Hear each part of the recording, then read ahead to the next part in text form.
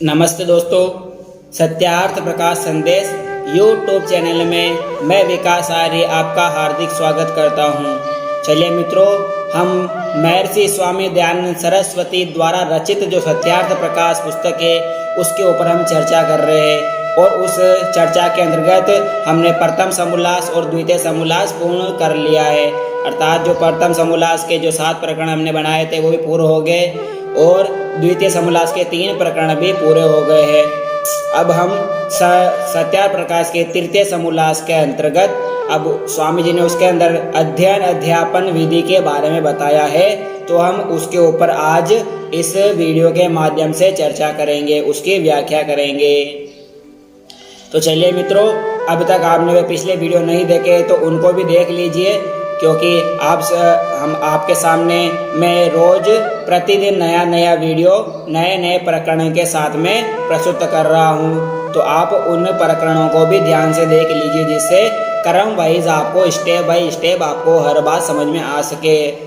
हमने प्रथम समोल्लास में ईश्वर के 100 नामों की व्याख्या की, कौन कौन से ईश्वर के नाम हैं उनके बारे में हमने पूर्ण रूप से व्याख्या की। द्वितीय समोल्लास में माता पिता अपने बच्चों को किस प्रकार शिक्षित करें, इसके बारे में हमने 3 प्रकरण के माध्यम से व्याख्या की है। अब हम तृतीय समोल्लास के अंदर अध्ययन अध्यापन विधि अर्थात पढ़ना और पढ़ाने के बारे में हम चर्चा करेंगे, व्याख्या करेंगे। तो आप मेरे उन पिछले वीडियो को भी ध्यान से देख लीजिए, जिससे ये आने वाले वीडियो भी आपको अच्छी प्रकार से भली प्रकार से समझ में आ जावे। अब अगर आपने मेरे चैनल को अब तक भी सब्सक्राइब नहीं किया है तो उसको सब्सक्राइब कर लेवे और बेल आइकन का बटन है उसको भी साथ में प्रेस कर लेवे और साथ में इसको लाइक कमेंट एंड शेयर भी कीजिए, जिससे आपको मेरा आने वाला हर नया वीडियो है उसका संदेश आपको मिल सकेगा। तो चलिए मित्रों, अब हम प्रारंभ करते हैं। अगला जो नया प्रकरण है उसके ऊपर चर्चा करेंगे। ओम शन्नो मित्रः शं वरुणः शन्नो भवातवायर्मः शन्नो इन्द्रो बृहस्पतिः शन्नो विष्णुरुक्रमः नमो ब्रह्मणे नमस्ते वायो त्वामेव प्रत्यक्षं ब्रह्मासि त्वामेव प्रत्यक्षं ब्रह्म वदिष्यामि ऋतं वदिष्यामि सत्यं वदिष्यामि तन्भाववतु तद्वक्तारवतु अवतु माम् अवक्तु वक्तारम्। ओम शांति शांति शांति। चलिए मित्रों, अब हम द्वितीय समोल्लास के अंदर जो पिछले प्रकरणों के माध्यम से हमने माता पिता अपने बच्चों को किस प्रकार शिक्षित करें, अर्थात माता शत्रु पिता वैरी ये न बालो न पाटिता न शोभते सभा मध्य हंसो मध्य बखोयता। अर्थात माता पिता शत्रु होते वैरी के समान अपने बच्चों के लिए जो अपने बालकों को पढ़ाते नहीं है, अर्थात वो सभा के अंदर सत्संग के अंदर उसी प्रकार सुशोभित नहीं होते इस प्रकार हंसों के मध्य बकुला होता है। इस प्रकार हमने यहाँ तक अपने द्वितीय प्रकरण को हमने जो तृतीय प्रकरण था द्वितीय समोल्लास के अंतर्गत बाल शिक्षा के बारे में हमने कुछ किंचित जो स्वामी जी ने लिखा था उसके बारे में पूर्ण जानकारी लिए। अब हम तृतीय समोल्लास के ऊपर चर्चा करेंगे, अर्थात तृतीय समोल्लास आरंभ, अर्थात यहाँ से तीसरा जो समोल्लास है उसका प्रारंभ होता है। अथा अध्ययन अध्यापन विधि व्याख्या श्याम, यहाँ पे स्वामी जी अध्ययन और अध्यापन विधि की व्याख्या करते हैं। अब कहते हैं कि तीसरे समोल्लास में पढ़ने का प्रकार लिखते हैं, अर्थात स्वामी जी कहते हैं अब मैंने तीसरे समोल्लास के अंतर्गत पढ़ने का प्रकार लिखा कि किस प्रकार पठन पाठन होना चाहिए। संतानों को उत्तम शिक्षा विद्या कर्म और स्वभाव स्वरूप आभूषणों का धारण कराना माता पिता आचार्य संबंधियों का मुख्य कर्म है। अर्थात माता और पिता और आचार्य का मुख्य कर्म है कि अपनी संतानों को विद्या शिक्षा गुण कर्म स्वभाव स्वरूप आभूषण है उनसे सुशोभित करना उनका मुख्य कर्म है। सोने चांदी मणि मोती हीरे ज्वार मूंगा आदि से रत्नों से तो युक्त आभूषण के धारण करने से मनुष्य के आत्मा सुशोभित कभी नहीं होती है। अर्थात जो हम हीरे मोती सोना चांदी शरीर पर धारण करते हैं, उससे सिर्फ हमारा जो ये मिट्टी का चोला है, ये शरीर है, यही सुशोभित होता है। परंतु हमारी अंतरात्मा, हमारा मन तभी सुशोभित होता है जब हम सत्य विद्या और सत्य शास्त्रों का ज्ञान लेते हैं। अर्थात विद्या, शिक्षा, गुण, कर्म जो ये स्वभाव स्वरूप शिक्षा है, उनको धारण करा है माता पिता, उसी से ही बालक सुशोभित होता है।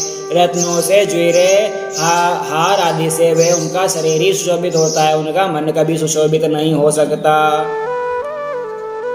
क्योंकि आभूषणों के धारण करने से केवल दाह अभिमान था, जो दाह होते हमारा शरीर होता है, वही विषयाशक्ति और चोर आदि का भय भी रहता है। अर्थात हम जो आभूषण धारण करते हैं, उनसे हमारा शरीर तो सुशोभित होता है, परंतु हमारे ऊपर एक भय भी बना रहता है। अर्थात हमारे को डर भी रहता है कि जो हमने आभूषण पहना है, सोना चांदी पहना है, उससे कोई चोर ना उठा ले, कोई छीन झपटा ना कर ले, उसका भी डर बना रहता है, और मृत्यु का भी संभवतः डर रहता है। अर्थात हम गले में एक सोने की चेन पहन लेते हैं और किसी चोर की नज़र पड़ गई है तो खींच के ले जाएगा। गला कटे चाहे मरे वो, उससे उसको कोई लेना नहीं, उसकी जो नज़र होती सिर्फ सोने की चेन के ऊपर होती है। संसार में देखने में आता कि आभूषणों के योग से बालक आदि का मृत्यु से दुष्टों के हाथ धोने पड़ते हैं। अर्थात हमारे आमने सामने वर्तमान परिस्थिति में हम न्यूज़पेपर के अंदर, समाचार पत्रों में रोज ही पढ़ते हैं, देखते हैं कि फलानी जगह पर फलानी महिला के गले से चेन चोरी हो गई सोने की, इतने रुपए वो उठा के ले गए, उसके कान छीन के भाग गए, कान कट गया है।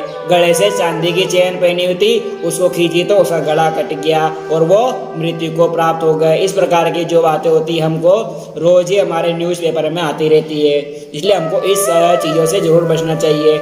आगे आपके स्क्रीन पे एक श्लोक आता है, उसमें बताते हैं कि विद्या विलास मनसोधृतशीला शिक्षा, विद्या विलास मनसोधृतशील शिक्षा, सत्यवृत्ता रहित मानं पालापहारः, संसार दुख दलनेन सुशुभिताय धन्यामरा विहित कर्मा परोपकारः।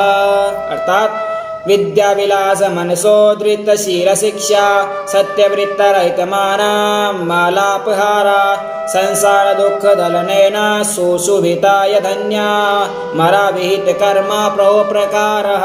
अर्थात जिन पुरुषों का मन के विद्या के विलास में तत्पर रहता है, अर्थात जिन मनुष्य का, जिन बालकों का मन विद्या विलास के अंदर रहता है, तत्पर रहता है, सुंदरशील स्वभाव युक्त, सत्य भाषण आदि नियम पालन युक्त, अभिमान पवित्रता से रहित, अन्य किसी मलिनता के नाशक, सत्योपदेशक, विद्यादान से संसारी जनों के दुखों के दूर करने से सुशोभित होता है, और वेद विहित कर्मों के पराये से उपकार करने में रहते हैं, वे नर और नारी धन्य है। अर्थात इस श्लोक के माध्यम से कहते हैं कि जिन पुरुषों का मन सदा सत्य विद्या विलास में तत्पर रहता है, सुंदरशील स्वभाव युक्त, सत्य भाषण आदि पालन युक्त, अभिमान अपवित्रता से, अन्य दुखों से रहित रहने से, सुशोभित वेदोक्त कर्म करने से, वे पराये कर्मों के पराये उपकार से रहते हैं, वे नर और नारी धन्य है। अर्थात जो वेदोक्त कर्म करते हैं, सत्य भाषण करते हैं, सत्य उपदेश करते हैं, वे नर और नारी धन्य के पात्र है।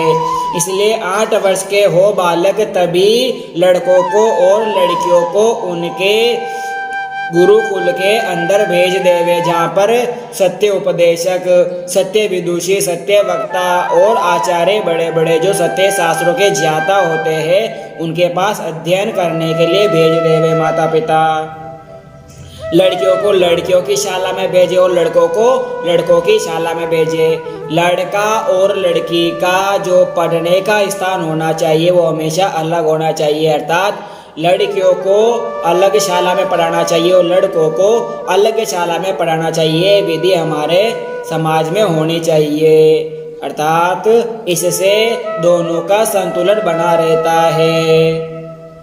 जो अध्यापक पुरुष व स्त्री दुष्टाचारी हो उनसे शिक्षा न दिलावे, अर्थात जो अध्यापक या गुरु या आचार्य कोई दुष्टाचारी हो, दुष्ट आचरण वाला हो, उसे कभी शिक्षा न दिलावे। किंतु जो पूर्ण विद्या युक्त धर्मोपदेशक सत्य भाषण वक्ता हो और वेदों का ज्ञाता हो, उसी से ही शिक्षा दिलावे। द्विज अपने घर में लड़कों का यज्ञोपवीत और कन्याओं का भी यज्ञोपवीत संस्कार करके यथा योक्त आचार्य कुल अर्थात अपनी अपनी पाठशाला में भेज देवे, अर्थात वे माता पिता ब्राह्मण अपने बच्चों को जब वे 8 वर्ष के हो जावे तब उनको उनके कर्मा के जो आशा शालाएं बनाई हुई है, जो गुरुकुल बनाए हुए हैं, जहाँ उनका पढ़ने का स्थान होता है, उनको वहाँ पर भेज देवे। भेजने से पहले उनका उपनयन संस्कार अवश्य करें, अर्थात यज्ञोपवीत संस्कार करके ही शाला में प्रवेश करावे। लड़का हो चाहे लड़की हो, इसमें कोई भेदभाव नहीं है। विद्या पढ़ने का स्थान एकांत देश में होना चाहिए और लड़के और लड़कियों की पाठशाला 2 कोस एक दूसरे से दूर रहना चाहिए, अर्थात विद्या पढ़ने का जो स्थान होता है कहीं भीड़ भाड़ इलाके के अंदर या शहर के अंदर नहीं होना चाहिए। एकांत जंगल के अंदर शांत वातावरण में विद्या पढ़ने का, अर्थात जो विद्यालय होता है, शाला होती है, वो एकांत स्थान में होनी चाहिए। और लड़का और लड़की का जो पढ़ने का स्थान है वो दोनों के बीच में 1-2 कोस का गैप होना चाहिए, अर्थात कम से कम 4-5 किलोमीटर 2-4 किलोमीटर का आपस में विद्यालयों का गैप होना चाहिए। इसीलिए आगे कहते हैं स्वामी जी, जो वहाँ अध्यापक और अध्यापिका पुरुष व भृत्य अनुचर हो वे कन्याओं की पाठशाला में सब स्त्रियों और पुरुषों की पाठशाला में रहे, अर्थात स्त्रियों की पाठशाला में स्त्रियां ही पढ़ावे, अर्थात अध्यापक की जो बालिकाएं होती उनमें अध्यापिका ही इस शिक्षा दिलावे, विदुषी महिला होती वो शिक्षा देवे और बालकों की शाला में अध्यापक शिक्षा देवे।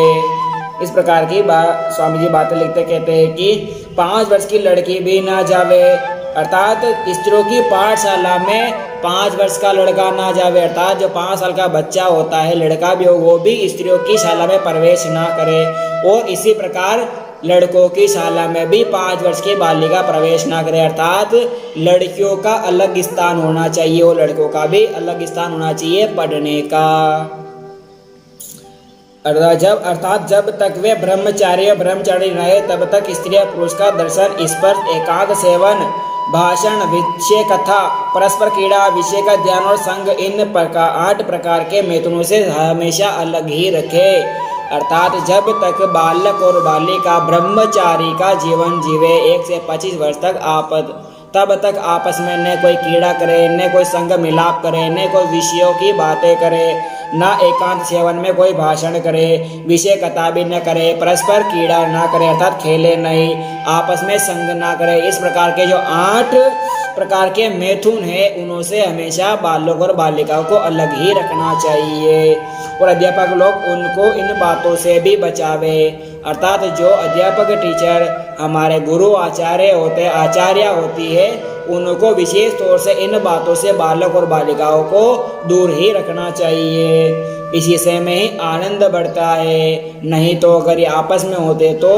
हमारे लिए भी दुखदायी होता है, उनके जीवन के लिए भी दुखदायी हो जाता है। आजकल के विद्यालय में शिक्षा दी जाती है लड़का लड़की साथ में ही पढ़ते हैं, तो हमारे को इस प्रकार का विद्यालय नहीं रखना चाहिए था, लड़के का और लड़की का विद्यालय अलग अलग ही रखना चाहिए। पाठशालाओं से एक योजन अर्थात 4 कोस दूर ग्राम व नगर रहे, अर्थात जहाँ पर पाठशाला या विद्यालय बनाया हुआ हो वहाँ से 4 कोस दूर गांव या नगर होना चाहिए, अर्थात गांव या जो नगर होता है या शहर होता है उससे 4 कोस दूर पाठशाला होनी चाहिए, अर्थात एकांत स्थान में और शांत वातावरण में होनी चाहिए। सबको तुल्य वस्त्र, खान पान, आसन दिए जावे, चाहे वे राजकुमार हो या राजकुमारी हो, चाहे दरिद्र के संतान हो या तपस्वी के संतान होने हो। उनके माता पिता अपने संतानों से व संतान अपने माता पिताओं से ना मिले। अर्थात गुरुकुल या पाठशालाओं में उत्तम आसन और जो सब तुल्य वस्त्र होते हैं, खान पान होता है, वे सभी को समान रूप से देना चाहिए। अर्थात वो चाहे राजकुमार हो या राजकुमारी, या वो दरिद्र का बेटा हो या किसी तपस्वी का, उनको समान रूप से हर चीजों की उपलब्धि करानी चाहिए। और वे अपने बच्चे अपने माता पिता से भी जब तक वो पूर्ण शिक्षा ना लेवे तब तक न मिले, और माता पिता भी अपने बच्चों से जब तक वो शिक्षा प्राप्त ना कर ले पूर्ण रूप से तब तक ना मिले। इस प्रकार का पत्र व्यवहार एक दूसरे से कर सके, दूसरे से अर्थात माता पिता से न मिल सके और न किसी प्रकार का पत्र व्यवहार भी ना करे। अर्थात आपस में कोई चिट्ठी विट्ठी या कोई पत्र बच्चों के नाम पर ना लिखे कि मेरा बच्चा कैसा है, क्या पढ़ रहा है, क्या नहीं कर रहा है। तो उससे ये नुकसान होता है कि जो हमारा बच्चे का पढ़ाई में मन लगा होता है, अपन कोई बात करते हैं, उनसे मिलते हैं, तो उसका पढ़ाई से मन हट जाता है, वो ध्यान से पढ़ नहीं पाता है। इसलिए माता पिता को जब तक उनका पूर्ण रूप से ज्ञान प्राप्त ना हो जावे तब तक उनसे कोई वार्तालाप या कोई मेल मिलाप ना करे, जिससे संसारी चिंता से रहित होकर वे केवल विद्या अध्ययन में ही लगा रहे। अर्थात हम फोन करके बोलते हैं, हाँ बेटा कैसा है, हाँ तेरे फलाने घर पे ये हो गया था, मम्मी बीमार हो गई है, पापा की तबीयत खराब है। इस प्रकार की बातें बोलने से उनको बालक को टेंशन हो जाती है, चिंता होती है, उसका पढ़ाई में मन बिल्कुल नहीं रहता है। तो इन प्रकार की जो वे संसारी जो चिंताएं होती है, सांसारिक, इनों से उनको सर्वथा मुक्त रखे और वो शांत वातावरण में शांति से वो अध्ययन कर सके। आगे कहते हैं, जब भ्रमण करने को जावे तब उनके साथ में अध्यापक रहे। अर्थात जब वे भ्रमण पे निकले कहीं बाहर ग्राम के अंदर, तो वह अध्यापक साथ में ही रहे वे, जिससे किसी प्रकार की कुचेष्टा ना कर सके, अर्थ वे किसी प्रकार का दुष्ट व्यवहार ना कर सके, कोई भी गलत काम ना कर सके और न आलस्य और प्रमाद करे। अर्थात जब विद्या अध्ययन करे जब तक बालक न आलस्य करे और ना ही प्रमाद करे। अगे कन्यानाम संप्रदानम चे कुमाराणाम चे रक्षणम, यह मनु का वचन कहते हैं। इसका अभिप्राय ये है कि इसमें राज नियम और जाति नियम होना चाहिए कि 5वें अथवा 8वें वर्ष से आगे अपने लड़के और लड़कियों को घर में ना रखे। अर्थात यह मनु का वचन है, कहते कि राज नियम है, जाति नियम होना चाहिए कि 5 वर्ष 5वें अथवा 8वें वर्ष के आगे, या तो 5 वर्ष का जब बालक हो जावे तब गुरुकुल में प्रवेश करा दे, नहीं तो 8 वर्ष तक या 8 वर्ष तक, इससे आगे नहीं, 5 या 8 वर्ष तक बालक या बालिका को घर में रखे, उसके बाद घर में ना रखे, लड़कों को घर से निकाल दे। अर्थात उनको शाला में अवश्य भेज देवे, जो ना भेजे वे दंडनीय होने चाहिए। अर्थात जो माता पिता इस उम्र के अंदर बालक और बालिका को पाठशालाओं में ना भेजते हो उनको दंडनीय किया जाना चाहिए, अर्थात उनको दंड भी देना चाहिए। प्रथम लड़कों का यज्ञोपवीत घर में ही हो और दूसरा शाला आचार्य गुरुकुल में भी होना चाहिए। अर्थात पहला जो यज्ञोपवीत संस्कार उपनयन संस्कार होता है वो पहले माता पिता अपने बच्चों का घर में ही करे, घर में यज्ञोपवीत उपनयन संस्कार करके उसको वहाँ पर शाला में भेजे, और शाला में पहुँचने पर भी आचार्य कुल जो होता है, आचार्य होते हैं, अध्यापक होते हैं, उसका वहाँ पर भी यज्ञोपवीत संस्कार करे। और दूसरे पाठशाला में आचार्य कुल में भी हो। पिता माता व अध्यापक अपने लड़के और लड़कियों को अर्थ सहित गायत्री मंत्र उपदेश करे। अर्थात जो माता पिता होते हैं उनको सर्वप्रथम गुरु मंत्र अर्थात जो गायत्री मंत्र है उसका उपदेश करे। कहते ओम भूर्भुवः स्वः तत्सवितुर्वरेण्यं भर्गो देवस्य धीमहि धियो यो न प्रचोदयात्। इस प्रकार गायत्री मंत्र का उपदेश करावे और उसका सत्य सीधा सीधा अर्थ भी समझावे। कहते इस मंत्र में ओम उस परमपिता परमात्मा को अर्थ का प्रथम समोल्लास में जो इसका है ओम का जो परमपिता पिता का नाम है उसका जो व्याख्या हमने प्रथम समोल्लास में कर दी है, आप वह वीडियो भी देख लीजिए, वहीं से जान लेना। अब 3 महाव्याहृतियों के अर्थ में संक्षेप से लिखे से बुद्धि वै प्राण यह प्राणयति चराचरम जगत सह भू स्वयं भू ईश्वर, जो सब जगत के जीवन का आधार प्राण से भी प्रिय और स्वयंभू है, उस प्राण का वाचक होके भू परमेश्वर का नाम है। भूवरित्यापनः ये सर्वं दुखम पानयति स्वपानः, जो सब दुखों से रहित है, जिसके संग से जीव सब दुखों से छूट जाते हैं, इसलिए उस परमेश्वर का नाम भुवा है।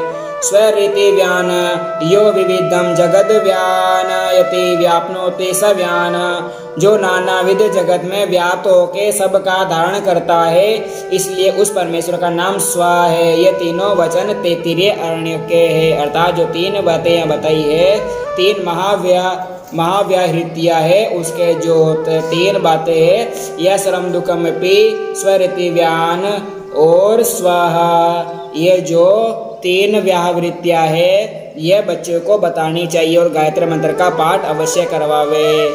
इस प्रकार उनको फिर गुरुकुल के अंदर भेज देवे।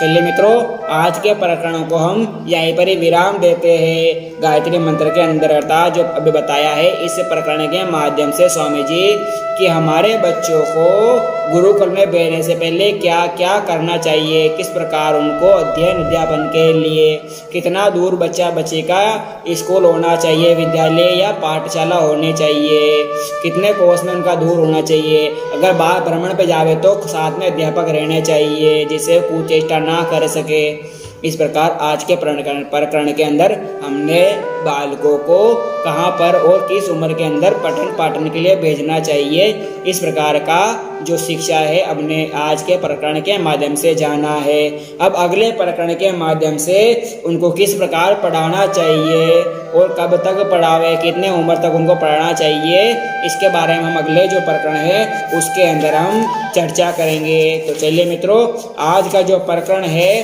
हम उसी को यहीं पर ही विराम देते हैं और अगले प्रकरण के ऊपर हम अगले वीडियो के माध्यम से व्याख्या करेंगे।